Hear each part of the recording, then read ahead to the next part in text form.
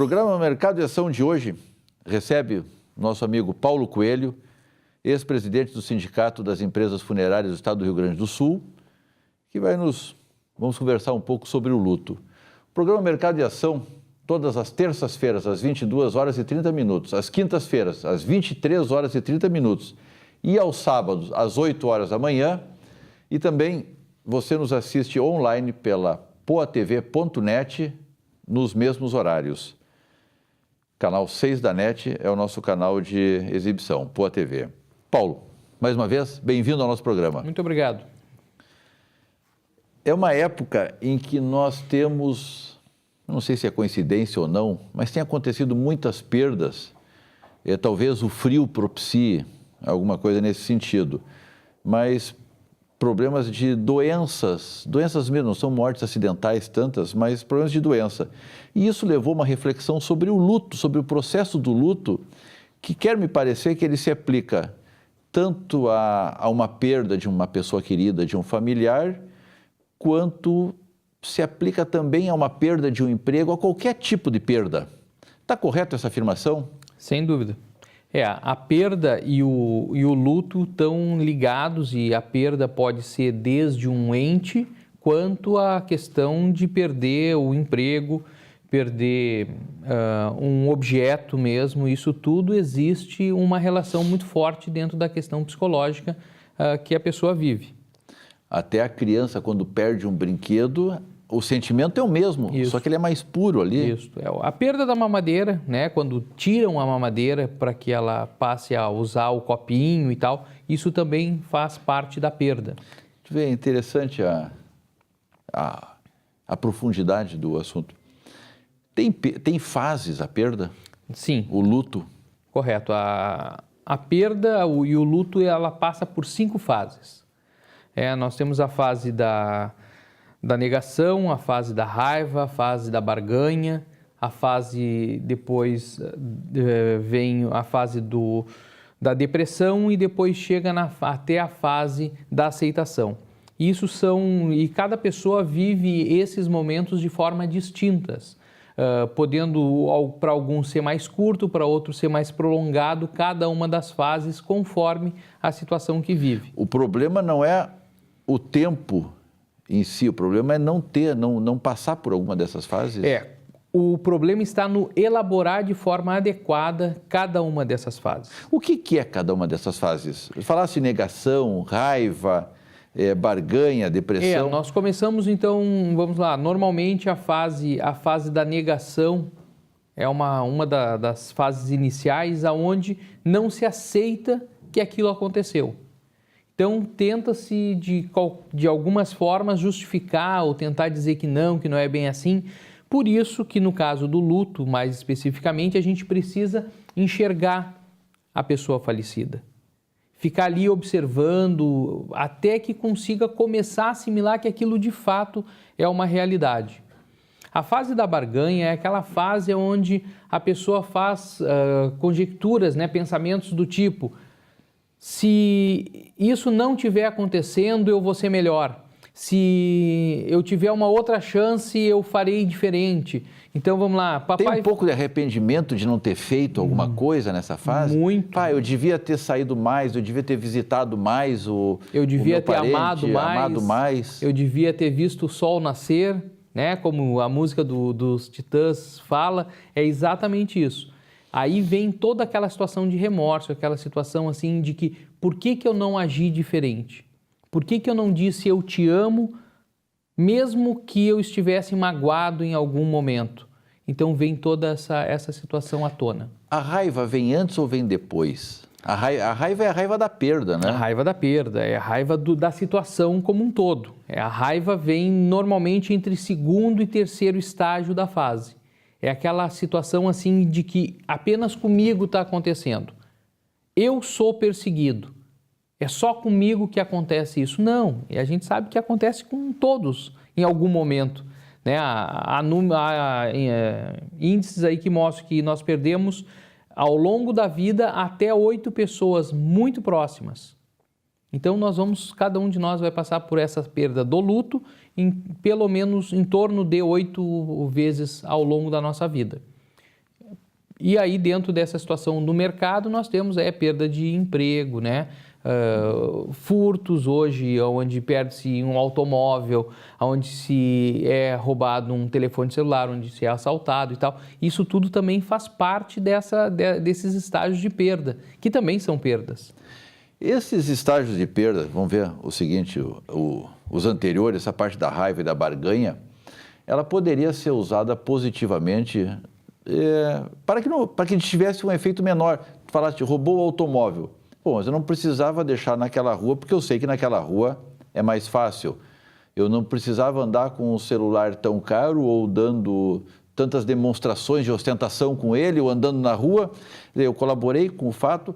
A pessoa poderia se prevenir dando um beijo sempre que encontrasse uma pessoa, dizendo eu te amo com o coração e não com a razão. Com maior frequência, né? Com a frequência que o coração manda. Perfeito, sem dúvida. Seriam formas de se tratar e de se trabalhar melhor as situações de relacionamentos interpessoais.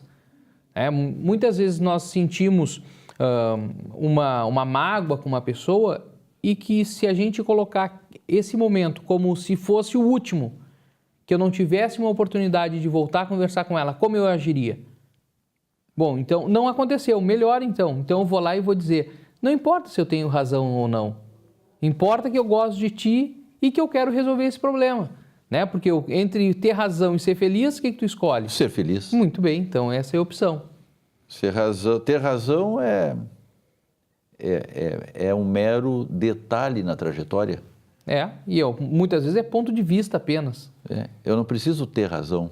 Exatamente. Salvo se o meu ponto de vista salva alguém. Se não salva... Falaste uma quarta fase que era a depressão. A depressão. A depressão vem logo... Lembrando que todas estas fases irão ocorrer. Normalmente irão ocorrer, né? A depressão é aquele momento que a pessoa fica então introspecta, onde ela quer se isolar do mundo, para então começar a curtir aquele momento que ela sabe que não tem como reverter. Então aí vem o momento da depressão, que ela é saudável se não for exagerada, como as outras fases também. Como a fase da negação, se ela não entrar num estágio que ela isole o mundo e saia da realidade, então essa fase da negação é boa. A fase da depressão, da mesma forma, ela se introspecta e a partir dali, então, ela começa a digerir aquela situação para logo em seguida, normalmente logo em seguida, ela passar para a fase da aceitação. E aí ela sabe, realmente, não tem mais volta, aconteceu. Essa é a realidade, não acontece só comigo, isso é normal e agora eu vou seguir a vida. Eu tenho visto às vezes algum velório, alguma coisa, tal pessoa não chorou ainda. Chora, minha filha, chora, meu filho. É muito importante. É importante. Cada pessoa sente de uma forma. Tem alguns que frente ao velório, eles dão risada. A forma emocional dele de colocar para fora é através do sorrir. É um sorriso nervoso, muitas vezes. Agora, a questão do choro dentro do velório é um choro muito importante. Aquele é o momento daquele choro. Ele chorar em casa depois, não, eu tenho que ser forte aqui para segurar para todo mundo e logo depois eu vou para casa e aí sim, aí sozinho ou quando eu vou tomar um banho eu ligo o chuveiro e aí eu despenco. Muito bem. Vale, em parte. É válido. É válido. Contudo, o choro do velório tem um momento apropriado. Aquele choro, naquele instante ali, é o início da elaboração. Então, segurar essas emoções em velório não é adequado. Nós temos nos Estados Unidos, que é muito comum, nas salas velatórias, uma sala reservada. Pela questão da forma com que o anglo-saxônico trata essas questões, aonde quando a pessoa começa a chorar, eles retiram, os agentes funerários retiram discretamente a pessoa dali, conduzem ela para essa sala, para que ela chore lá em silêncio, quieta, sem atrapalhar os outros, para não contaminar. Porque lá é muito mais cerimonial. Sim. Então, mas ainda assim, para nós latinos que precisamos do toque, nós temos a necessidade de tocar, nós temos a necessidade de estar ali do ladinho e muitas vezes beijando até mesmo a pessoa falecida. Para esses, essa emoção da forma com que aflora, é importante que seja permitido o choro. Paulo, a quinta fase, comentaste que é a aceitação. Aceitação. Ou seja, é a fase em que eu superei. Começa a superar. Começa a superar. A aceitação significa dizer, então, que isso acontece, que faz parte da vida e que eu vou me fortalecer e sair desse episódio. Não é a saída do episódio, mas é o início, mas já no finalzinho desse processo. Interessante essas questões. Eu tenho uma curiosidade agora, Paulo. Nós temos ainda 2 minutos que o nosso produtor informou. Alguns países como Estados Unidos, como na Europa, alguns locais, velórios chegam a durar 10 dias. Por que isso? Aqui é um dia.